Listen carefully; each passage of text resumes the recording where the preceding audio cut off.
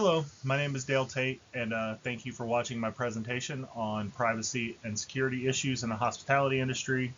We'll be specifically talking about hotels pretty much in this presentation, so let's get started. So the hospitality industry in the U.S. is huge. Each year, the U.S. travel industry generates more than $1 trillion in revenue. So this is a major industry that we will be discussing today. And over the years, the issues of privacy and security, as things get more digital and you're expected to put more information every time you book a room or book a vacation, these privacy and security issues are getting more and more important each year. The hospitality industry handles a large amount of personal data for their guests.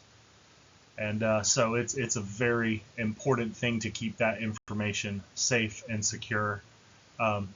We are going to be discussing an interview that I conducted with Brian Cotter, who is the general manager of the Hotel Indigo in Athens. And we'll get into what Mr. Cotter had to say in some upcoming slides. The hospitality industry is extremely important in the worldwide economy, both from a numbers of people it employs perspective and from a revenue generated perspective. This is everything from your luxury high-end hotels all the way down to your budget motels and extended stays that normal people can stay at. Most of these hotels are kind of dominated by these large hotel groups, which is your Marriotts, your Hiltons, your Hyatts. IHG is Hotel Indigo, which I interviewed for this presentation. So they're an IHG group. So these groups have a very big responsibility to handle not only physical security, but our information security very efficiently and make sure that stuff's locked down. That is the singular highest privacy risk is, cyber attacks and data breaches. It's been a long time since you could really routinely walk into a hotel or a motel and just write your name in the book, write down your car tag, and get handed a key. Almost everything has got to be put in the computer, your financial information, your name and address and your birthday, and all that stuff is in there. So these hotels have a lot of personal information from their customer that they have a responsibility to handle safely. In addition to just the sort of fraud risk of your personal information, these hotels have your actual financial data. They have your credit card number. So these people can get you coming and going if they have a cyber attack or a data breach. So the hospitality industry has to have extra security and extra precautions in place to be able to protect this data. There is also phishing and social engineering scams that they have to look out for. They pretty much have to be prepared for anything in the hospitality industry because that is a very ripe target for scammers because they have a lot of information about a lot of people. So my expert for this presentation, as I mentioned briefly earlier, is Brian Cotter. He is the general manager of the Hotel Indigo in Athens. He has been there almost a year at this hotel, which is when he moved to Athens and got this job. But he overall has over 16 years of actual hotel management experience. And he also had a brief 8-year foray into vacation rentals, which customer data is probably protected in similar ways in that business as well. So he was a mine of information for this project. That's a photo of the relatively weird looking actual Hotel Indigo here in Athens. So Brian was very helpful for this, and we'll be discussing his information coming up in the next couple of slides. So when I interviewed Brian, from his real world perspective, his primary focus on the day-to-day when it comes to privacy and security is in training of his employees. IHG is a large hotel group.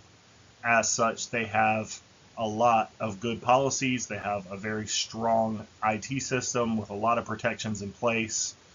But if you don't train your employees to be mindful of using those systems correctly and following those hotel policies, that's where a lot of your data breaches can come from. So he mentioned it multiple times across the interview, is that it's just training is how he protects his customers, not necessarily teaching them how to protect people's privacy and security, but just teach them the hotel policies, teach them the steps. They don't have to reinvent the wheel. They just got to follow the rules that are already in place. IHG's system, if you follow their policies, will make sure that the hotel follows the federal and state regulations, and they'll be in compliance with that. They have manuals. He said their standard training system is 2 weeks solely for training.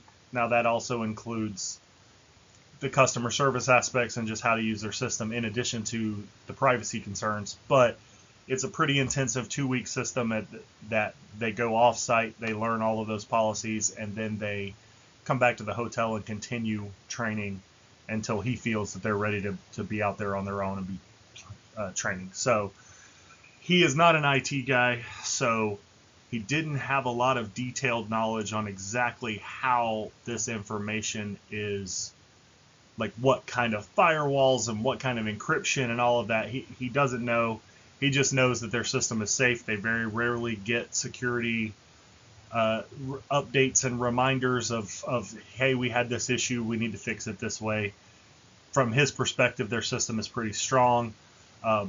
Most of their reservations come from people who have pre-booked their rooms, and that personal information is most of it is masked even from the employees on site, except for basically their name, parts of their address, their credit card information is masked.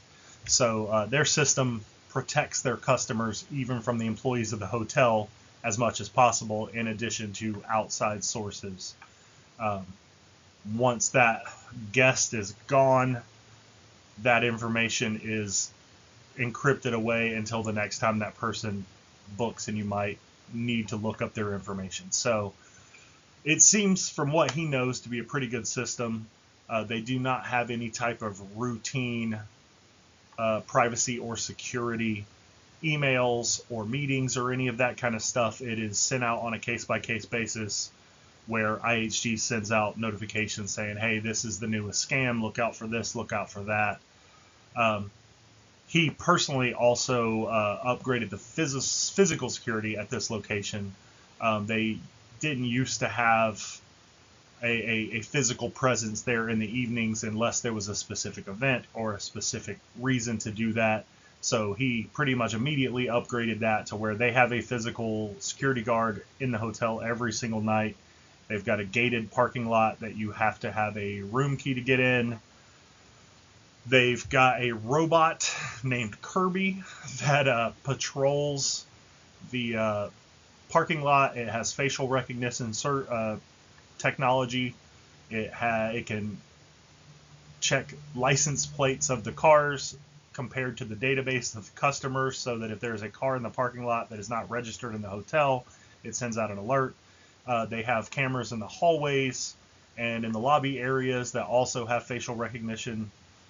So they have a pretty robust physical security system at this hotel, in addition to the financial and customer information system that protects that information.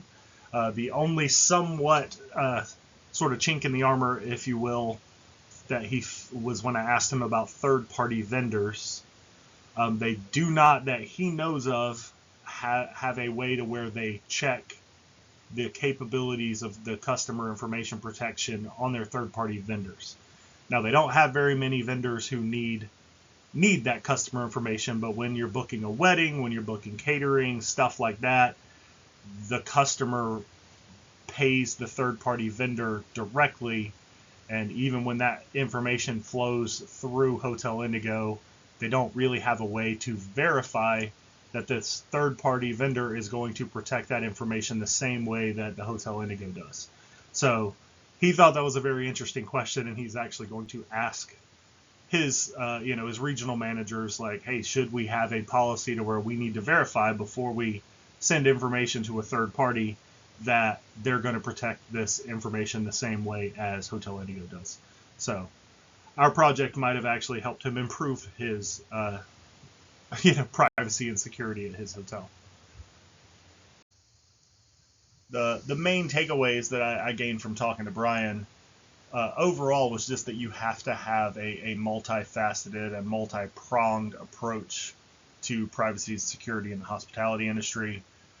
People are thinking up new ways every single day to try to get this information or to physically get onto your property if it's physical security. And overall, he just kept talking about training, and you have to create a strong security culture to where every single employee cares about the privacy and the security of their guests.